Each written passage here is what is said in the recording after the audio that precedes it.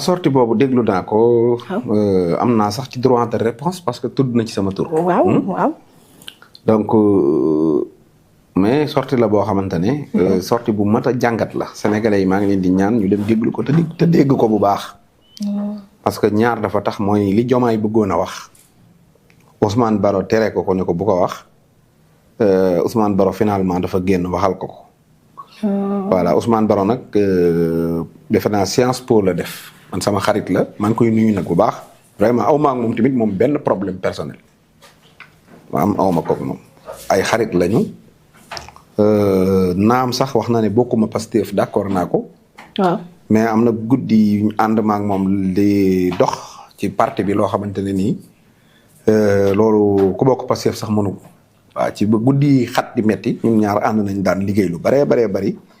ci surtout que lu jëm ci kër diine yi kër kilifa diine yi. yoo xam ne nii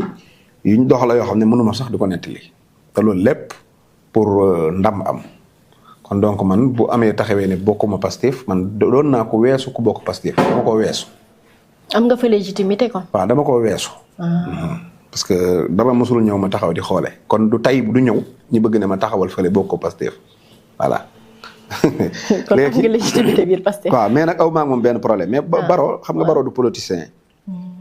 nit la koo xam ne baayam sëriñ la moom sëriñ la nitu daara la foofu nga koy gis.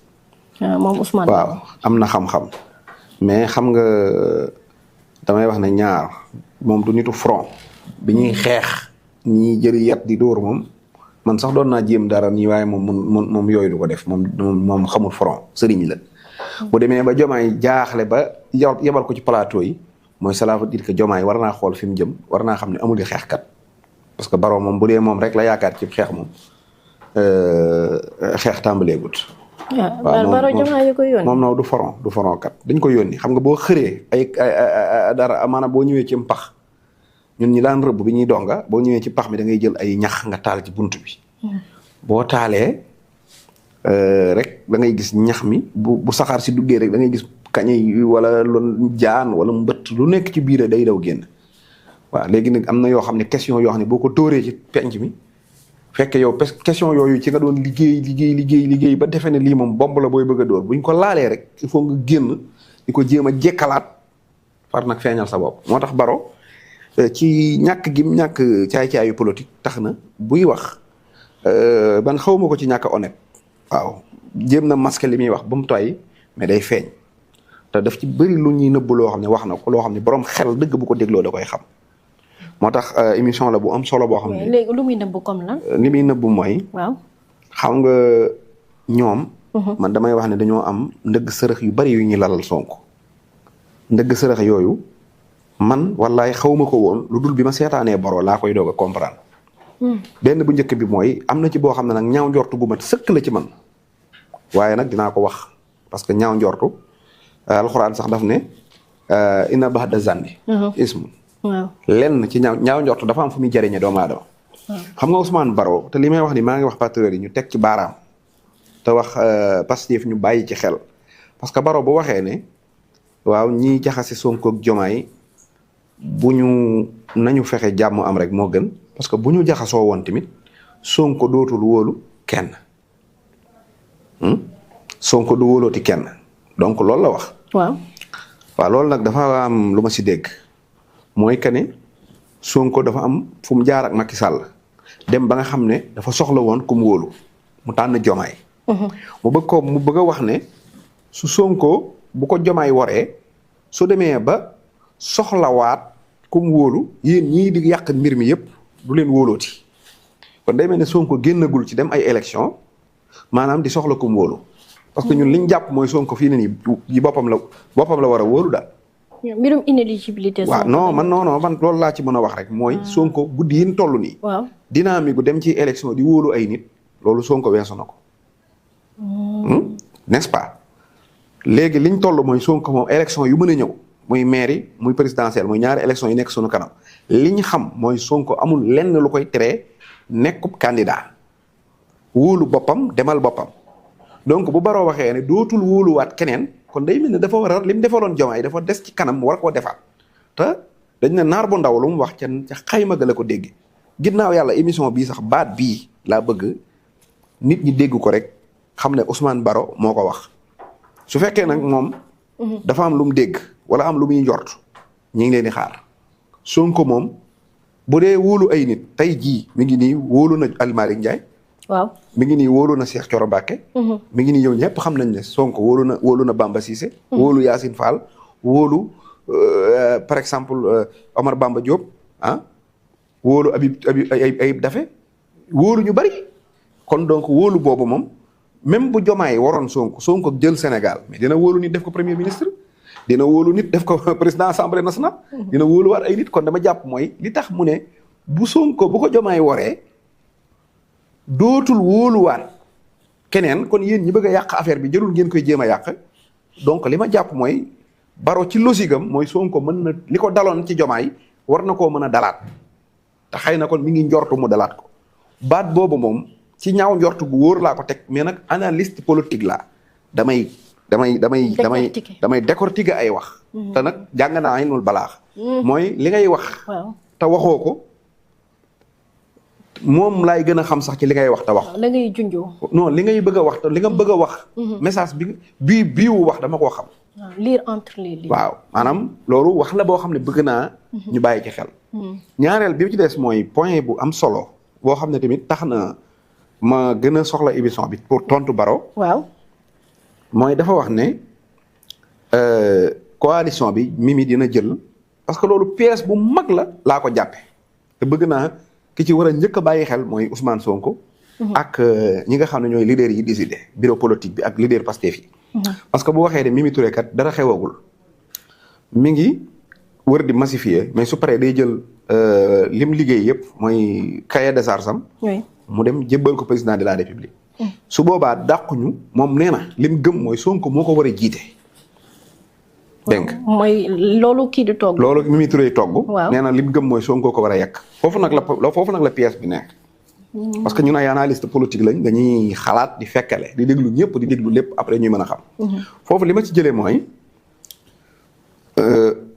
coalition bi bis bu Diomaye ñëwee ne Ousmane def déclaration wala mu defaat communiqué ne léegi coalition bi kat biñ paree dañ koy jébbalaat Ousmane Sonko ñaaree mën a nekk mooy Sonko bañ ko ne duma ko nangu ñu ne Sonko bëggul jàmm parce que moom moo doon wax d'accord ci léegi jël nañ coalition bi jébbal ko lànk na su boobaa loolu diabolisé la entre moom ak sénégalais yi te su boobaa day mel ne dagan na kon léegi Diomaye jëlub coalition doxalal ko boppam parce que jox naa ko Sonko mu bañ la koy bëgg a lale boobu benn pièce la ñaareelu pièce bi ma ci gis mooy su jëlee coalition bi jox ko Sonko nangu ko ne ko président dinañ ko defee ni nga ko bëgg nangam foofu mooy da ngeen di déglu Baro nee na local yii di ñëw dafa ñor Diomaye dëkk bu mu dem day am na ñu muy dalal waaye du leen fatawoo ak ñoom day làqatu ndànk dalal leen kon Sonko neewoon na yéen a ngi dem Touba te Baro moo ne Touba ak Tiwaawan ak gàmm yi kër sëriñ si ne yéen a ngi dem Touba ak feneen di fa dajale ay nit donc nee na moom saa bu màggal jotee gàmm gu mu dem day làqatu dalal ay nit waaye moo wax li ci continuer dalal bi parce que moo ko wax mu ne day wax ne baa yéen a ngi waaj local yi baa xam ngeen seen candidat waa Diomaye mu dem ci 2024 2025 nga dalal ay nit naan leen entre parenthèses la baa yéen a ngi waaj local yi baa yéen a ngi waaj seen kii élection 2027 te moom moo ne woon 2029 munu cee wax ndax xamul dana ko fi fekkam déet léegi ñooñu muy wax ndax xam nañ seen candidat da leen a wóor ne 2027 da leen fi fekk ñoom quelle contradiction te même Diomaye mi la yow Diomaye moom bu dee moom mënut a wax ci candidature ndax xamul ba xam da ko fiy fekkam déet day bàyyi ba mu jot alors léegi yow dëkk boo dem 2025 lañ nekk 2026 2027 nga ne leen baa xam ngeen seenu candidat luñ ciy xamuñ ma xam danañ ko fekkam déet. da nga jàpp ne dañuy politique. dama ne xaaral ma ñëw rek. loolu benn la. léegi lu tax mu naan local yi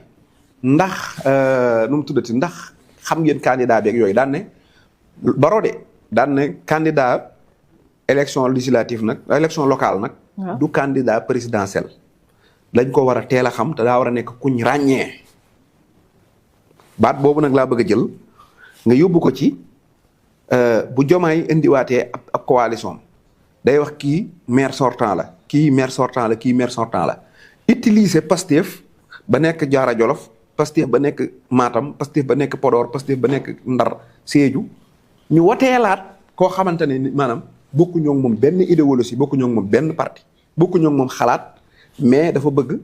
maanaam dafa bokk ak ñun coalition loolu la Diomaye di togg boobu point la bi ci des mooy xañ booy Pastef yi ñu nekk ay maire parce que bu bàyyee Pastef mu demaat ak boppam ci élection yi comme ni booy Pastef yi kan coordonnateurs yi ni ñu ñëwee nekk ay député noonu lay bañe coordonnateur Pastef yi ak booy Pastef yi nekk ay maire loolu lay bëgg mu jël maire yi tas ko am ay kulunaa yu ci am dinaa la wax li mu koy doyee bu ci paree léegi nag loolu Barrow wax daan ne bokkuñu loolu Barrow mu wax Barrow li mu wax noonu taxawul fenn parce que mairie ak législatif benn la gagné sa département la gis nga Pastef Ismaïla Diallo Ayib Daffé Daba Wadiane ak Omar Bamba Diop Abdoulahad Ndiaye Louga Assane Diop Tivaouane mën naa la limal ñi gagné département yépp 2 ans ci ginnaaw ñoo nekkoon suppléants yi kenn xamul woon kenn xamul leen ci Sénégal te ñoom sax xamuñu woon ne danañ nekk député ay suppléants dong lañ woon ñu jël leen dugal leen ci ab suppléant far liste ba yàqu ñu ñëw 2 ans après dañoo dem kenn ku nekk gagné sa département kenn pertul sa département. liggéey seen base yi. non du base. du base maanaam loolu bu bëggee ne Pastef il faut ñu xam la ak il faut ñu nangam la suppléants yi bi ñuy gagné seen département yi kan moo leen xam. liste suppléants yi bi ko Sonko di campagne ñu falu ñoom lañ leen a xam l'essentiel lu Pastef mooy ne Sonko nangu na wóor nit ñi ne Sonko moo la fi teg.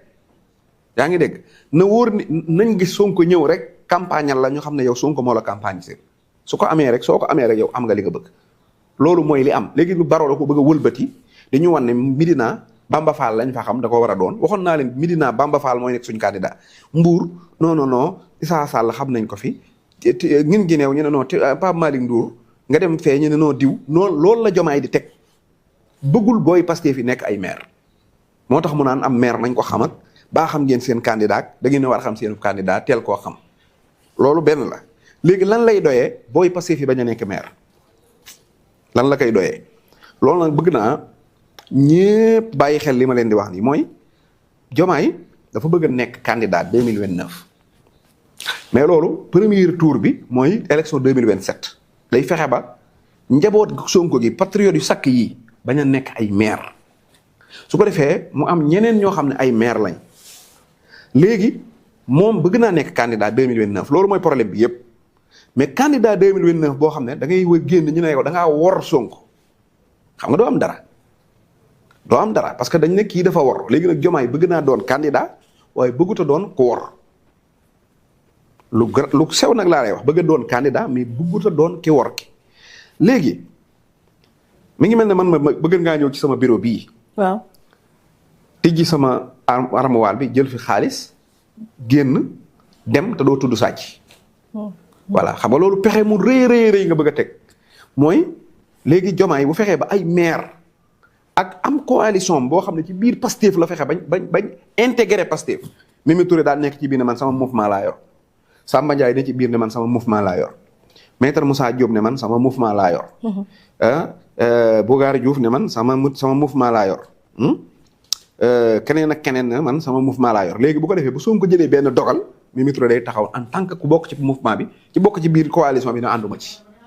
mooy attention Sonko mooy joxañ boobu muy wax ne jeex na fi looloo koy jeexal nag mooy ñu nangu ab sagaru coalition ñëw ne léegi jébbal nañ ko Sonko nangu su ko Sonko bañee léegi nag day mel ne kon Sonko tooñatu ko am na droit dem doxal yëfam parce que Sonko dama ko jox mbooloo mi mu lànk Sonko du jël mbooloom waxaale dinaa ci ñëw su Sonko nangoo. mu am ay nitam ci biir parti bi léegi nag lan mooy tax mu nekk candidat te du nekk candidat bu war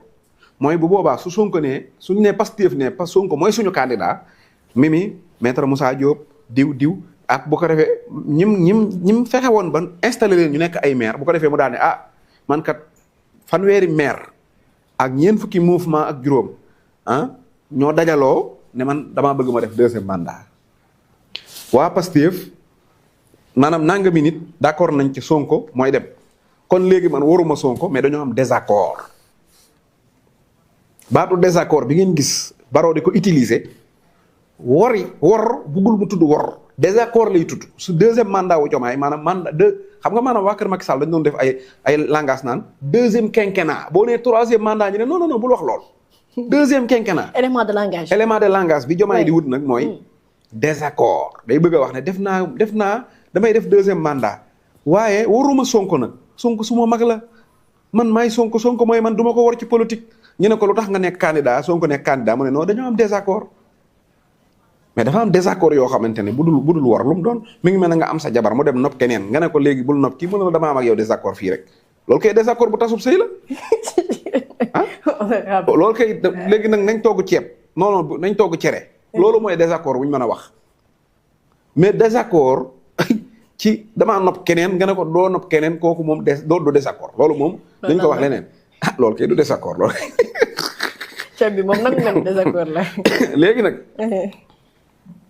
léegi nag foofu il faut nit ñi dégg Baro parce que toujours day wax non parce que Diomaye ak Sonko dañoo am désaccord gis nga Diomaye bi mu faloo li mu njëkk a wax mooy man ak moom on n'a jamais été d'accord waaw man loolu gëmoon naa ko parce que man mosuma dem réunion Pastef xaw ma bureau politique Pastef fu ñuy réunion xaw ma fu seesu Pastef nekk wallaay dama ko gëmoon ma dem toog ci plateau yi ma ne Diomaye ak Sonko dañuy yàgg di werante waaw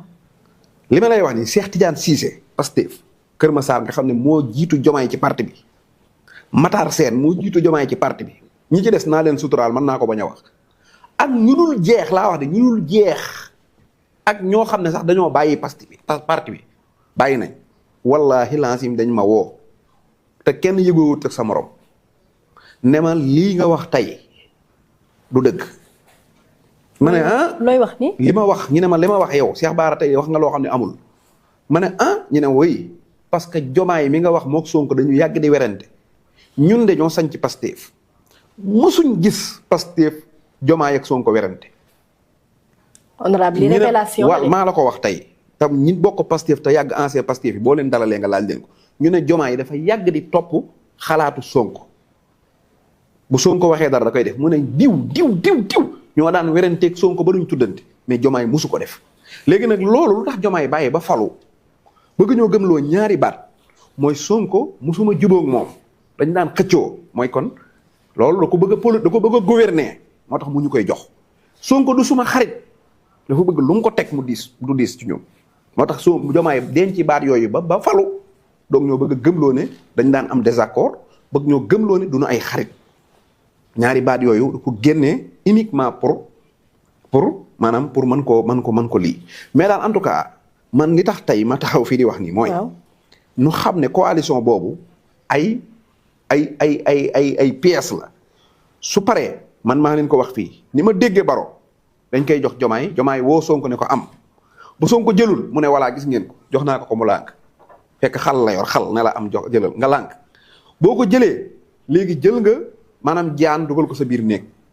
lu Sonko yëkkateeti local yi di ñëw bu Sonko joxañee ay nit ñu ne joxañ amatu fi bu Sonko ne njaareem Matar Sène ay suñu candidat mu ne déedéet dañ fa am diw suñ nee fii ñu ne déedéet su boobaa ñaaree am mooy liste parallèle yi bari wa ilaa rek maanaam Sonko séddoo koog ñoom Diomaye am ay maire yi boppam yoo xam ne bu ëllëgee bu Pastef defee investiture samp Sonko ñoom ñu def investiture samp Diomaye li mu bëgg mooy buy nekk candidat bu mu nekk candidat bu tudd wor attanul wor da koy bëgg a wëlbati bu ko defee ñu ne kat ñoom ñaar dañ koo xëccoo ay désaccord lañ am fekk amuñu désaccord kuñ fekk la waat ko maanaam woo ko dénk ko lañ ko dénk fasu ko yéene delloo wala fasu ko yéene doxale nañ ko dénke woon mais honorable ni lay déggee nii ngay waxee yow itam ci sortie bi Baro def dafa mel da nga bëgg wax rek sénégalais yi sortie Baro dañ ko waajal mu génn indi ay éléments de langage non Diomaye Baro da doon génn pour tontu ay nit mais dafa juum li mu doon nëbb lépp la feeñal ci élément de langage parce que lii ma la wax nii mënoon nañ koo def ñoom ba àgg te duma ko comprendre mais le fait que ma déglu Baro man xam naa fi ñu jëm moo tax sax ma génn nii tey pour wax parce que man jeudi laa daan ëpp lu may génn wala tey gis nga dama xat trop sax wax naa la émission bi mënul gudd mais il faut ma wax ko nit ñi Baro dafa génn uniquement pour piéger Sonko da koy wax noonu problème amu fii noonu li ay désaccord yu ndaw la non sax coalition bi sax Sonko moo ko war a jiite kay bàyyi ko mu massifier ko Sonko xam na ñan la bokkal xalaat ak ñi mu war a àndal réew mii ku fi Sonko woo ne ko ñëwal ñu ànd liggéey mais mu ànd ak moom liggéey. ñaata nit nga fi gis Mimi Touré dugal leen ci coalition Diomaye ñu bindi communiqué ne ko génnee ñu. wala bokkuñu si. ne ko bokkuma ci génnee ma. billaahi maa bëggoon Sonko ñu dénk ko mu am ab coalition ne ko defar ko. Sonko jël sa tur parti def ko ci coalition da ngay wax en ma grande surprise le premier ministre qui m'a honoré loolu la ñuy wax mais du ñu mës a taxaw daal ne génnee ma ci parce que xam nañ ne lu mi mu jiite du dem. mais Sonko tey comme ne ñëwal ànd nga ne ko nan dem. Diomaye président bi moo dul dem. du dem ñi di massifier yow luy dem président de la république bu mun a taxawal ab mouvement. koo dugal mu ne génne ma foo roof ñu ne roof ministre parce que président moom coalition bi nga ñëw ñu ne la nekkal tiktokeur loolu kay mooy kiwi net. moo tax coalition moo tax ma tuddee leen coalition kiwi net wii ma honorable non mais ay maire Moussa Diop bi muy ñëw daa yaakaar ne directeur général lay jël si mu ñëw ñu ne ko léegi wool say morom ti jël tiktok woo say morom mu nekkub tiktokeur loolu kay mooy kiwi net pire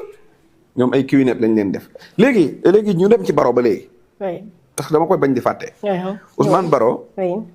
jéem na désacraliser Sonko lu mu mën jéem a aj Diomaye nanguloo ko ci bëti nit ñi ne leen Diomaye kat dafa liggéeyal parti bi def na ci parti bi loo xam ne kenn defu ko ci donc sax wax na ne da ngeen ko war a respecter parce que ci kaso la nekk ngeen jël ko def ko candidat Diomaye moom xam na ba xam Sonko moo jékki-jékki def ko candidat wala moom dafa bëggoon a nekk candidat loolu moom lu mu xam luy tax mu nekk candidat def na ko loolu benn la moom le président Bassirou Diomaye moom Bassirou Diomaye moom sàkkoo nekk candidat bokk